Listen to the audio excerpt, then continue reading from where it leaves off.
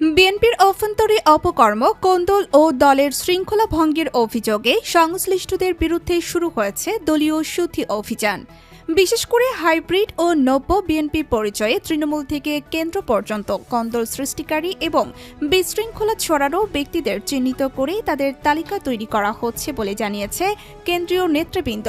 এই নির্দেশনার অংশ হিসাবে পিরোজপুর জেলা বিএনপির সম্মেলন প্রস্তুতি কমিটির দায়িত্বপ্রাপ্ত আহ্বায়ক, কেন্দ্রীয় নির্বাহী কমিটির বন ও পরিবেশ বিষয়ক সহ সম্পাদক কাজী রওনকুল ইসলাম টিপু, জেলা আহ্বায়ক কমিটির ১ নম্বর সদস্য অ্যাডভোকেট আবুল কালাম আকনকে প্রধান করে ৩ সদস্য বিশিষ্ট একটি বিশেষ কমিটি গঠন করেছেন।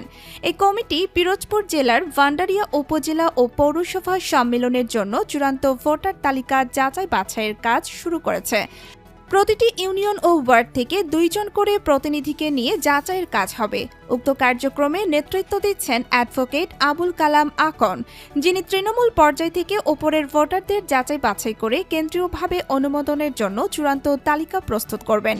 বিএনপির একাধিক সূত্র জানিয়েছে, এই প্রক্রিয়ার মাধ্যমে যারা সংগঠনের আদর্শ বিরোধী কোন্দল সৃষ্টিকারী বা বহিরাগতদের প্রভাব বাড়াচ্ছে তাদের বাদ দিয়ে একজন আদর্শ ও সক্রিয় কর্মী বাহিনী গঠন করাই মূল লক্ষ্য।